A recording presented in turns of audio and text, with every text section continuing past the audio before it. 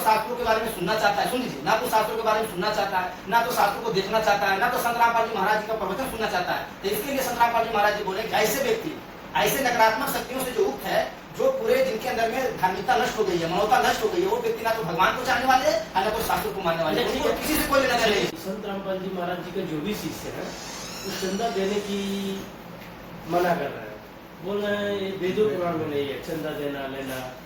ये क्या कहाँ से सिस्टम, ये तो पुराना चलते आ रहा है, पता नहीं कितने युग से चलते आ रहा है। देखिए मैं तो, और संत रामपाल जी महाराज उनके जितने भी शिष्य हैं वो तो हाथ जोड़कर सबसे ही प्रार्थना करते हैं कि जो हम साधना हमें जो मिली हुई है, जैसे दास दुनी का शिष्य है, और मैं तो पूरा भक्त समाज से यही प्रार्थना करना चाहता हूँ कि जो मुझे साधना मिली हुई है वो प्रॉपर शास्त्रों के अनुकूल है और सनातन धर्म के अनुकूल है। ठीक है, क्योंकि देखिए अभी मेरी बात पूरा नहीं हुआ है। अभी देखिए जो भाई ये बोलते हैं कि लोग सहयोग नहीं करते, हमारे गुरु जी किसी देवी देवता के प्रति उनका धारणा गलत नहीं है, उन्होंने किसी का तिरस्कार नहीं किया, उन्होंने किसी का विरोध नहीं किया, उन्होंने तो यही प्रार्थना मानव समाज को यही प्रार्थना किए हैं कि जो साधना भक्ति आप कर रहे हैं, लेकिन उस साधना भक्ति से आप कहाँ तक पहुंच सकते हैं, उससे आपको क्या उपलब्धि हो सकती है, मतलब उससे आप क्या प्राप्त कर सकते हैं, वो शास्त्रों से प्रमाणित करके भक्त समाज के सामने रख दिए हैं कि ये जो भक्ति साधना आप जो कर रहे हैं इससे उपलब्धि आपकी होगी और आपका मनुष्य जीवन का जो मूल्य उद्देश्य है मोक्ष प्राप्ति करना, भगवत प्राप्ति करना, परमात्मा प्राप्ति करना और सनातन परम धाम को चलना। तो बताइए उन्होंने तो सबसे उत्तम बात कही है और सबसे हितकारक बात कही पूरे मानव समाज में जो आज रिएक्शन हो रहा है उनको। दूसरी बात अभी देखिए देवी देवता सब हमारे लिए आदरणीय है, उन्होंने तो यही बताया कि सबको आदर करना है, सम्मान करना है, इनको स्तुति करना है, इनकी वंदना करनी है जितनी तक ये प्रभु हैं, और इनको इष्ट रूप में पूजा करना, इनको चंदा सुन करके इनका जितना भी आज जो होती है पूजा की भावना के लिए करते कर रहा है ना इनको। तो ये शास्त्रों में मना किया गया है, खास करके भगवत गीता में। भगवत गीता में एक श्लोक नहीं है, अनगिनत श्लोक है। इन देवी देवताओं को भगवत गीता में अपमानित नहीं किया, उन्होंने यही बोला कि देवी देवताओं को पूजा करने वाला इसी भवसागर में रहेंगे और स्वर्ग जाकर के फिर मृत्यु लोक में आएंगे। भगवत गीता जी है और ये साधारण भाषा टीका सहित है और जयदयाल गोविंद जी अनुवादक है। गीता परस गोरखपुर से प्रकाशित है, जो भारत में सभी संतों को सभी भक्तों को मान्य है। ठीक है, और ये प्रकाशक एवं मुद्रक है गीता परस।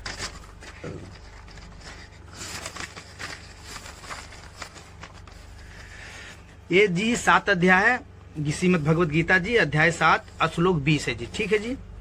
उन भोगों की कामना द्वारा जिनका ज्ञान हरा जा चुका है, वे लोग अपने स्वभाव से प्रेरित होकर उस नियम को धारण करके अन्य देवताओं को भजते हैं अर्थात पूजते हैं। जो सकाम भक्त जिस देवता की स्वरूप को श्रद्धा से पूजना चाहता है, उस भक्त की श्रद्धा को मैं उसी देवताओं को प्रति स्थिर कर देता हूँ। वह पुरुष उस श्रद्धा से युक्त होकर उस देवताओं का पूजन करता है और उस देवताओं से मेरे द्वारा ही विधान किए हुए उन निश्चित भोगों को निसंदेह प्राप्त करता है।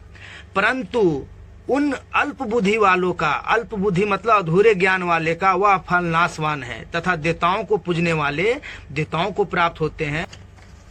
ये अध्याय 9 है और श्लोक 20 है जी। तीनों वेदों में विधान किए हुए सकाम कर्मों को करने वाले, सोम रस को पीने वाले पाप रहित पुरुष मुझको यज्ञ द्वारा पूजकर स्वर्ग की प्राप्ति चाहते हैं। वे पुरुष अपने पुण्यों को फलस्वरूप स्वर्ग लोक को प्राप्त होकर स्वर्ग में दिव्य देवताओं को भोगों को भोगते हैं। वे उस विशाल स्वर्ग लोक को भोग कर पुण्य क्षीण होने पर मृत्यु लोक को प्राप्त होते हैं। इस प्रकार स्वर्ग के साधन रूप तीनों वेदों में कहे हुए सकाम कर्म का आश्रय लेने वाले और भोगों की कामना वाले पुरुष बार बार आवागमन को प्राप्त होते हैं, अर्थात पुण्य के प्रभाव से स्वर्ग जाते हैं और पुण्य क्षीण होने पर मृत्यु लोक आते हैं।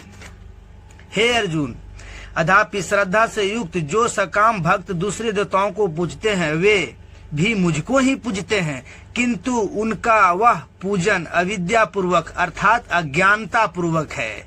अविद्या पूर्वक मतलब अभिधि पूर्वक वो सही नहीं है, अज्ञानता पूर्वक है। देवताओं को पूजने वाले देवताओं को प्राप्त होते हैं, पितरों को पूजने वाले पितरों को प्राप्त होते हैं, भूतों को पूजने वाले भूतों को प्राप्त होते हैं और मेरे पूजन करने वाले भक्त मुझे ही प्राप्त। से पहले उनमें प्रश्न चिन्ह डालने से पहले, उनको रोकने से पहले, उनका तिरस्कार करने से पहले कम से कम जो साधना भक्ति कर रहे हैं और जो उनके गुरुदेव उनको बता रहे हैं और शास्त्रों के हवाला दे रहे हैं, कम से कम अगर भगवान से उसको डर है, अगर उसके अंदर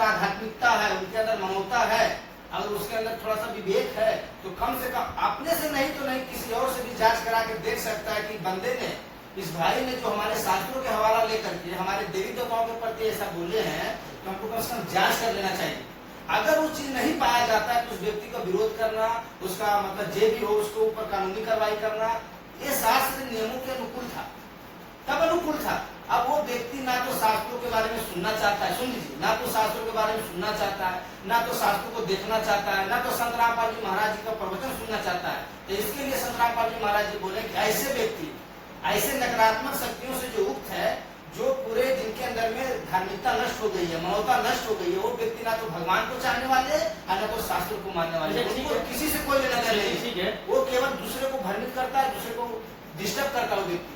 इतना प्रमाण आपको दिया जा रहा है, आपको नहीं केवल हर भाइयों को प्रार्थना की जाती है कि हमारी जो साधना भक्ति है शास्त्रों के अनुकूल है। 1000 प्रमाण देते हैं और आप जो भक्ति साधना कर रहे हो एक भी प्रमाण दे दो, ठीक है वो बात। आपने जो वीडियो देखी है ये संत रामपाल जी महाराज के ज्ञान का अंश मात्र है। अधिक जानकारी के लिए डाउनलोड करें संत रामपाल जी महाराज ऐप व सब्सक्राइब करें संत रामपाल जी महाराज यूट्यूब चैनल।